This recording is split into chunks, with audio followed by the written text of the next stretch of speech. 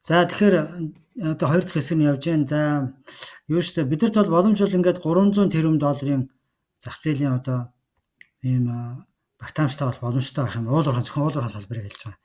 Гэт бодит байдал дээр одоо нэг 5-6 одоо тэрбум доллар байх шиг байна. Өөрөөр хэлбэл хэд дахин 10-20 дахин баг тийм ээ. За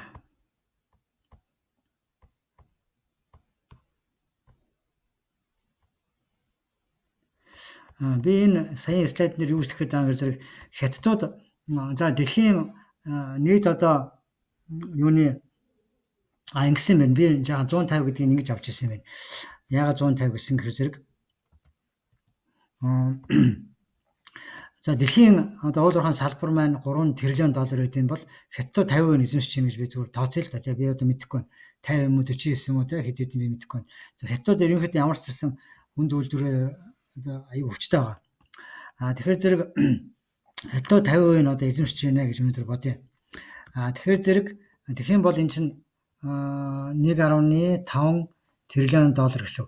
Тэгэхээр тэр хятадуудын 1.5 тэрлионы чинь баг аюу хүчтэй их хувь нь энэ би миний ойлгож байгаа өөр Монгол энэ Шинжаан хуучны манай Монголын нутаг дэвсгэр дээр яваад байгаа гэж ойлгож байгаа хөө. Ерөнхийдөө бол хятадын одоо хүнд үйлдвэрийн төв нь өөр Монгол болно гэдэг угаасаа чи зарласан ч үгүй яадаг ч үгүй би нэг тийм сонсч байсан. Тэгэхээр яг энэ манай уртал одоо ингээд тийм аим хүчтэй том юм болоод ирдэг. Бид нар бол урталт маань ингээд оролцоогоор тэрбум долларын ч юм эргэлдээд шүү дээ манай уртал тийм ээ. Тэрлион долларын. Гэхэд бид нар одоо ингээд аюу идэхгүй одоо ингээд байгаад байна л гэж хэлэх гээд байна л да. Тэгэхээр яг өөрөө Монгол манай хоёрт бол байгаль бүх юм ойролцоо тэгээд нэг Шинжаан энэ төр чинь бол биднээс нь ялгаатай тайхан баахгүй бол усууд шиг гэтэл одоо хуучин бидний одоо манай улс байсан тийм ээ. Гэтэл одоо бид нар тэдрээсээ бол ингээд мэдээж хятад яваа цаанаас мөнгөөр сутгаж байгаа.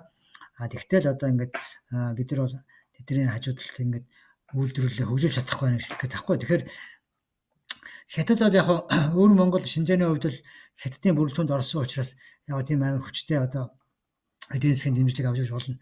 Бид нарт ч одоо глобалчлалын үед бол дэлхийгээс дэмжлэг авах аюу бодлого байгаамаа. Би тэрийг дараа нь ярина. Яаж гэдгийг дараа нь яриа тийм ээ. За дараагийн слайд. За би тэгэхэд бол ингээд яагаад ингэж ярьж байгаа юм би нэг жаахан түүх ярмаар байгаа. Яагаад ийм яриад байгаа ингээд хүмүүс гайхаштай. Юу 150 тэрлион доллар молор гэдэг. Солиотой мөн гэдэг хүмүүс тэгнэлтэй. Та эрүүл байна уу гэдэг наваад их баг. Тэгэхээр би яагаад ингэж ярих авсан тоогоо тайлбарлая те. Тэгэхээр ингэсэн. За 1996 онд хууль батлагдсан юм билээ. Аюу сайн би нэг мэдээг байхгүй тухайн үед амар уулуурхан яаж гэсэн мэт. Гэхдээ яг зүгээр уулуурхан компанитай холбогдоод байдаг ус. Гэхдээ ямар хуулинч гараад байгаа яагаад ч байгаа мэдэхгүй байсан. Сүүлд нь ойлгосон л та тэр маш хүчтэй хууль гэдэг юм. Яасан гэхээр тэгэхээр тийм мундаг одоо саяын тэр 3 тэрлион доллар дээр чинь бол хятадууд 1 номерт баг шүү. Тэгээд хоёрт нь одоо Канад ч өнө Австрали ч өнө те. Ингээд та нар уулуурхан сайд руу үзэх юм бол дэлхийн одоо лидер улс бол хятад. Уулуурхан салбараар бол тэгэл Австрали, Канад за тэгэл Америк, Чили, Өмнөд Африкийн бүгднээ бас англи гэж явчихдаг баг. Тэгэхээр зэрэг яг энэ дээр ямар улсууд тоглож байгаа гэхээр зэрэг би ойлгохтоор бол яг одоо энэ Бээч Бэлэтэн шиг тийм айгу мундаг том одоо Бээч Бэлэтэн Ритент одоо юу ч Англи Голд ч үлээ амар одоо дэлхийн лидерүүд шүү одоо. Тийм компаниуд нь ингээд хууль батлагдлаад 97 онд Монгол орж ирсэн гэж ойлгож байгаа. Тийм ээ. За тэгэл Монголд орж ирээд ерөөсө бужигнаал айгүй дэлхийд байхгүй хуультай байсан учраас би энэ хуулийг бол хүмүүс айгүй шүмжлээд байдаг байхгүй. Би бол тэг шүмжлэмээр байгаа. Яагаад тэгэхээр зэрэг би энэ хуулийг уулуурхан хуулийг ингэж ойлгодог.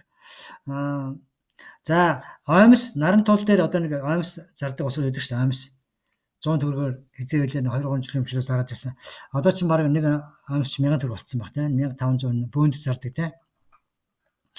За тэгэхээр наран тул дээр одоо нэг оймс за 2000-аар зарагддаг байлаа гэж өвлөө юмс. Тэгэх юм бол тэр бол одоо өглөө очиж бөөндөд авахт бол хэдэрч үгүй 1500-аар бөөндөө тэгээ одоо 2000-аар зарна. За 2100-аар бүр сайн зарвал 2100-аар 2050 төгрөгөөр ч юм 2100-аар зарах. За муу зарлаа гэхэд 1800-аар зарна. Тэрнээс одоо шил яг үн бол тийм байгаа байхгүй. Яг тэрнтэй адилхан одоо манайх 96 онд аюул гой хууль баталсан учраас тийм ээ хууль баталсан учраас одоо энэ БЧ Белотон за тэгээ Ритин тэр томчууд орж ирсэн. Яагаад бол Монголд одоо нөгөө түрүү хэлжсэн чинь Mercedes Benz ч юм уу Toyota ингээд хятад үйлдвэр бас ашигтай байсан учраас хятад дэлхийн нөгөө бүх компаниуд дэлхийн одоо Итали металл юу гэдэг бүгдээрээ очиод хятад үйлдвэрлэл аваад яа хятад ашигтай байсан учраас Америкийн маш олон компанид хятад үйлдвэр авсан тийм ээ. Apple одоо хятад үйлдвэртэй шүү дээ. Хятад ашигтай байгаа учраас Америкт үйлдвэр байсан дээр яа хятад руу нүүлгэж байгаа. Хятад ашигтай учраас яг тэрнтэй адилхан 96% сайн байсан учраас дэлхийн томчууд орж ирсэн. За тэгээд дэлхийн томчуудын хувьд бол үнэхээр одоо Бэчо билетний би одоо санаж байна тэр 94-5 он үед тэд нар бол зөвхөн хайгуулдаг $7 тэрбум хайдаг гэжсэн. $7 тэрбум. Тэгэхээр ч одоо $7 тэрбум ингээ хаяхаар ч одоо юм олон үсттэй. Тэр үед бол манай Монголын компаниуд 91 мэдхгүй за хамгийн гайгүй нь одоо Алтан дорнд Монгол газар энтрэл байсан ба. Тэгэхээр тэд нар бол тэгж сая $1 гаргаж чаддаг байсан. Би бол итгэхгүй байна. Тэд нар бол сая $1 арай л гэж гаргаж ирсэн байна. Одоо таагаад зүгээр тиймэрхүү баримтаатай байсан байхгүй. Тэгэхээр бид нар бол өөрсдөө чадахгүй гэдэг нь хэлэх гээд байгаа хгүй эндээс бол. Тэгээд тэд нар ч одоо тэр үеийн балансын арга чинь Бэчо билетэн чинь бол $100 тэрбум байсан байна. $100 тэрбум зах зээлийн багтаамжтай компани зөвхөн хайгуулдаа $7 тэрбум жилийн төсөвтэй гэж байгаа. За тэгээд 2000 ордод хайгуул хийхэд ерөнхийдөө бол тоон тэр 1 жилийнхэн хэдэн жил би мэдэхгүй. 2000 ордод хайгуул хийхэд 20 шиг орд гарч идэг гэж 2000 хайгуулаас 20. Тэр 20 ордоос нэг л үйлдвэр босдог гэж байгаа. Ямар аимшигтай их мөнгө одоо бид нар ямар ч тийм боломж алгаа шүү дээ. Тэгж би хэлэх гээд байгаа байхгүй. Тэгэхээр манай монголчууд чинь зүгээр нь алтчаад ингээд зүгээр нь ил вэж идэг юм шиг гараад одоо минутын газар шороо зөөчлөө гэдэг. Ийм амар эрсдэлтэй хэцүү энэ глобал бизнес юм аа гэж би хэлэх гээд байгаа. Одоо дээр юуш зүгээр нэг юм Канада гардаг шиг нэг гів үнт нэг уулан дээр очиж бахан алт гарч ирэл агууд тэр бахан алт. Тийм бол байхгүй. Энийг одоо би биш манай геологчдын нэг сайн мэдчихэж байгаа шүү дээ хэлээд өгөөсөө. Манай геологч одоо дугаа гадах та нарыг ингээд бараг л одоо геологийн салбарын чинь бараг л одоо ардын дайсан шиг миний Монголын газар шороо юу ч юм уу юу вэ одоо энэ дэлхийн эдийн засгаас шал тийм сүндлэн юм яриад байгаа байхгүй ингэж болохгүй гэж би хэлэх гэсэн. За ингээд 97 том компанид орж ирсэн. Тэгээ 2003 онд оюутлогын төсөл бий болсон. Оюутлогын төсөл бэлэн болсон. Тэгээ харамсалтай нь бол оюутлогоо чинь бараг $350 сая шиг $400 сая тэзүү бэлэн болсон. Оюутлогын. Тэгэхээр манай Монголын нөхцөлөд яасан гэхээр би хэлж байна те. Одоо хамгийн гайгүй Монгол газраар л саний. Би одоо Алтан дорнтыг бол Оросын компани гэж ойлгоод байгаа байхгүй. Тэгэхээр Монгол газар бол бас л нэг ажилтны $10 сая л хайж чадчихсан баг. Банк цагнаас хамж химээд те.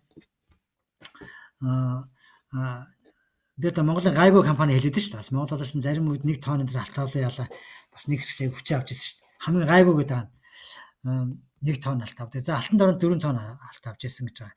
Тэгж Алтан дорнд яагаад 4 тонн авсан гэхээр зэрэг бас ч гэж Оросууд те их гүрэн гэдэг утгаараа бол $25 сая пав шиг ороод ирсэн байна. $24 сая ч.